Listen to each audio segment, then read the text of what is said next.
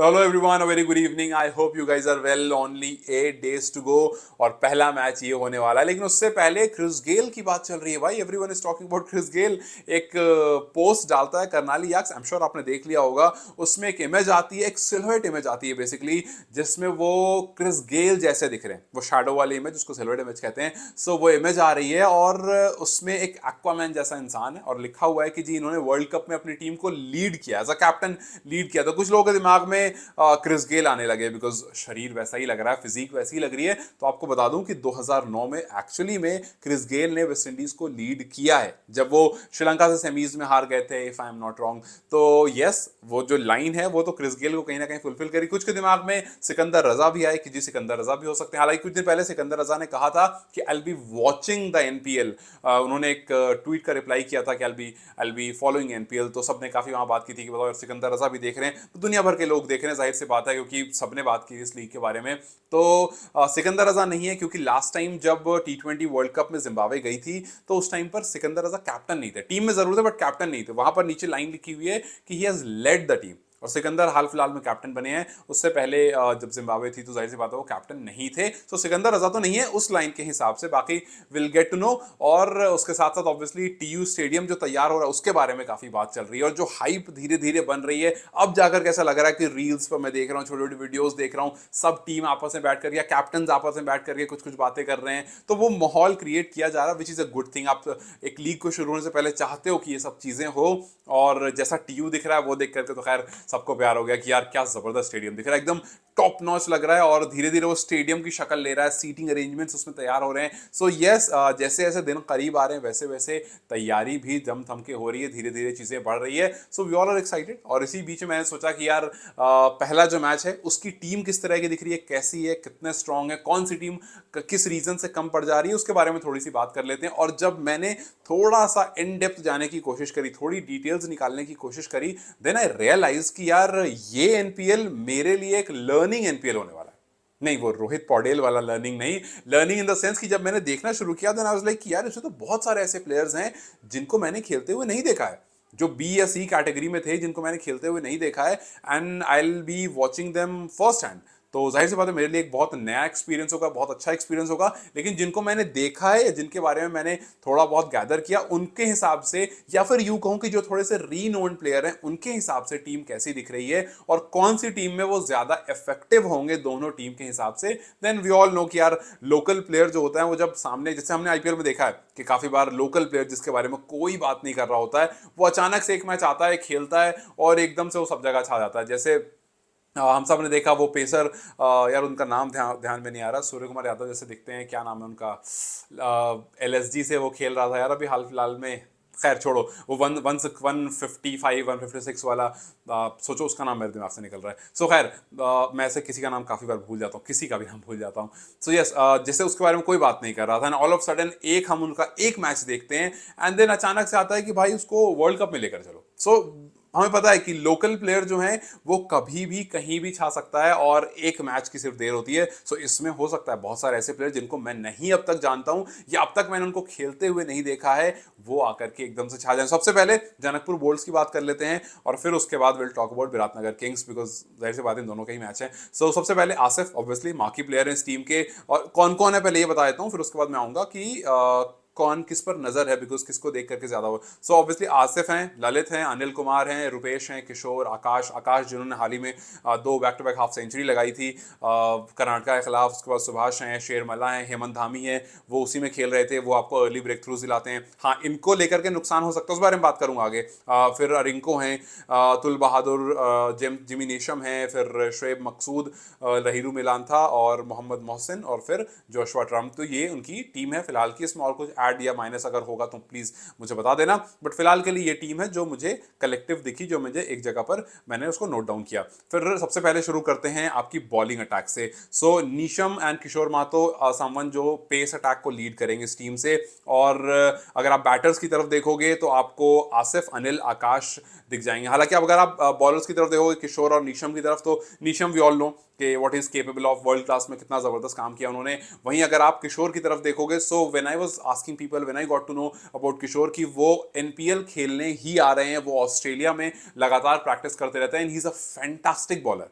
सो अगर खास करके कोई आ रहा है एनपीएल खेलने, उसको बुलाया गया एनपीएल खेलने के लिए और वो ऑस्ट्रेलिया में प्रैक्टिस कर रहा है, सो आई एम अज्यूमिंग कि वो एक बेहतरीन गेंदबाज होगा। सो यस, जिमी नीशम का जो एक्सपीरियंस है वो काफी काम आएगा किशोर महतो को, और ये इवेंचुअली एक अच्छा बॉलिंग लाइनअप हमें तैयार होता हुआ दिखेगा।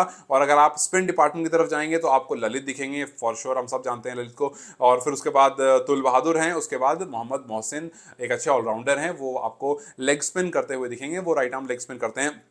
तो स्पिन अटैक यहां पर दिखेगा आपको। लेकिन इस टीम में सबसे बड़ी परेशानी ये आने वाली है कि आपके दो अच्छे बॉलर, जिनके बारे में मैंने अभी थोड़ी देर पहले कहा कि आपके दो अच्छे बॉलर जैसे हेमंत धामी और एक उसके ऊपर एक अच्छा बैटर आकाश, ये दो लोग जो अभी अच्छे फॉर्म में हैं वो मिसिंग होने वाले, वो टीम में नहीं रहेंगे। बिकॉज अंडर 19 के लिए टीम जो ट्रैवल कर रही है उस स्क्वाड में इनका नाम है, सो ये अवेलेबल नहीं होंगे। और सोचो दोनों अच्छी फॉर्म में, हेमंत वो है जो शुरू में आकर के विकेट लेकर के देते हैं आपको, और कर्नाटका के ऑलमोस्ट हर मैच में अर्ली ब्रेक थ्रू अगर किसी ने दिलाया है तो वो हेमंत ने दिलाया है, और वही यहां पर मिसिंग होने वाला है। तो कहीं ना कहीं आसिफ को थोड़ी ये बात चुभ रही होगी, बट देन ठीक है, इंतजार करेंगे कि भाई जब वापस आ जाओगे तब फिर उसको कहीं ना कहीं यूज करेंगे। सो मोरलेस ये ऐसी टीम दिखने वाली है। बट अगर आप इसके बाद बिराटनगर की तरफ देखोगे तो भाई ये टीम स्ट्रांग दिख रही है। ये टीम आसिफ की टीम के सामने ऑन पेपर भी स्ट्रांग दिख रही है, और लग रहा है कि नहीं भैया ये वाकई स्ट्रांग होने वाली है। बिकॉज इसमें अगर आप पेस अटैक की बात करोगे तो प्रतीश जी सिंह, हम सब ने देखा अभी रिसेंट में उन्होंने हांगकांग सिक्सर्स में क्या परफॉर्मेंस दी थी यार। मतलब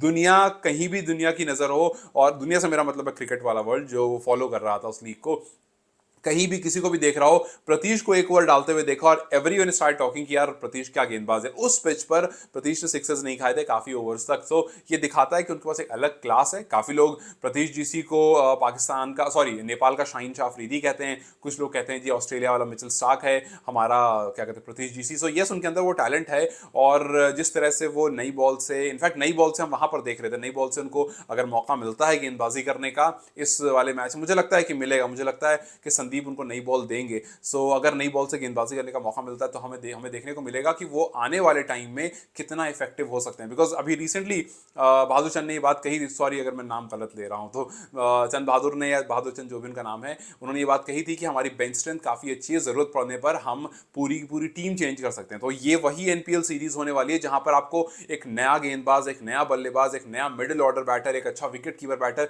ये आपको मिलेगा। और फिर इवेंचुअली आप देखोगे कि यार टीम में जो है वो चेंजेस आ रहे हैं, बिकॉज यहां जो परफॉर्म करेगा कहीं ना कहीं उसको शॉर्टर फॉर्मेट में तो जगह मिलेगी ही मिलेगी। सो यस, प्रतीश जीसी इसमें है, क्रिस सोल, स्कॉटलैंड वाले क्रिस सोल हैं, फिर जितेंद्र कुमार मुखिया हैं, और फिर इस्मत आलम है। इस्मत आलम को मैं नहीं जानता हूं, हालांकि इनको अफगानिस्तान के हैं और इनको पिक किया गया है, बुलाया गया है। सो आई एम प्रीटी श्योर कि जब आपको बुलाया गया है तो आप अच्छे गेंदबाज होगे, तभी आपको बुलाया गया है। सो इनका अगर पेस अटैक देखोगे, थोड़े रिनोन्ड लोग हैं और थोड़े स्ट्रॉन्ग पेस अटैक कंपैरेटिवली लग रहा है। लेकिन वहीं अगर आप बैटर्स की तरफ देखोगे देन यू विल सी कि यार ये और मजबूत हो जा रहा है। बिकॉज इसमें लोकेश बाम है, इसमें मार्टिन गप्टिल है, इसमें आकिब इलियास हैं, और फिर निकोलस क्रिटन है। अब आप देखो आकिब इलियास, गप्टिल, लोकेश बाम, इनको तो हम जानते हैं, आप लोग शायद जानते होंगे। निकोलस, मतलब मैंने देखा नहीं, फॉलो नहीं किया निकोलस क्रिटन को, इसलिए मैं उनके बारे में बहुत ज्यादा नहीं कहूंगा। एक आध मैच में कभी देख लिया होगा, बट मैंने ऐसा फॉलो नहीं किया उनको, इसलिए हो सकता है कि वो बड़े प्लेयर, हो सकता है उन्होंने सेंचुरीज लगाई, हो सकता है उनके नंबर्स बहुत अच्छे हो, बट नो, मैंने फॉलो नहीं किया, इसलिए I am being very honest कि मुझे नहीं पता है।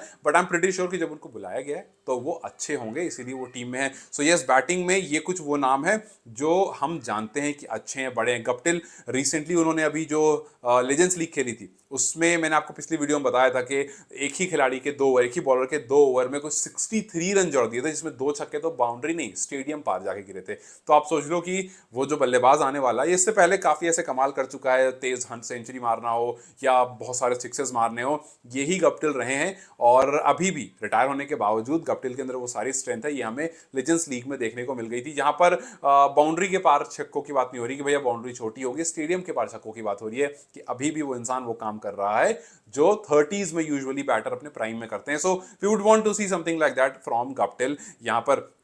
और वही अगर आप स्पिन की बात करोगे तो ऑब्वियसली संदीप लामिछाने हैं, इसमें है आकिब इलियास हैं। तो आपका जो अटैक ओवरऑल दिख रहा है, आप देखो, आप खुद देखो विराटनगर की तरफ कि भाई प्रतीश जीसी हैं, क्रिस सोल हैं, जितेंद्र कुमार मुखिया हैं, फिर इस्मत हैं, हालांकि फिर इस्मत को मैंने नहीं देखा है, but still I am believing कि वो अच्छे होंगे। आकिब इलियास हैं, संदीप लामिछाने, लोकेश बाम, गप्टिल, आकिब इलियास, निकोलस, मतलब मुझे लगता नहीं है कि आप अगर इन प्लेयर्स को एक जगह इकट्ठा कर दो, अगर सही से यूटिलाइज करोगे तो सामने वाली टीम जो है वो ऑलरेडी घबराने लगेगी, सामने वाली टीम जो है वो ऑलरेडी डरने लगेगी। जाएगी। तो यस, मेरे हिसाब से ये ऑन पेपर काफ़ी स्ट्रॉन्ग टीम लग रही है और बैटिंग बॉलिंग फील्डिंग जो है ये ओवरऑल काफ़ी इनका सॉर्टेड लग रहा है। सो और अच्छा, ऊपर मैं शायद नेहरू को भूल गया, नेहरू का मेंशन करना। आई गॉट टू नो कि वो नेपाल T20 लीग जो हुई थी उसमें भी उन्होंने खेला था और जनकपुर बोल्ट से हैं वो। सो एक विकेट कीपर बैटर हैं, तो यस उनका भी काफ़ी क्रूशल रोल होगा। But on paper yes, Sandeep की टीम ज़्यादा स्ट्रांग लग रही है और वो इसलिए क्योंकि इस टीम से अंडर 19 में 2 प्लेयर जो हैं जो अभी इन फॉर्म है वो नहीं होने वाले, वो एब्सेंट होने वाले हैं।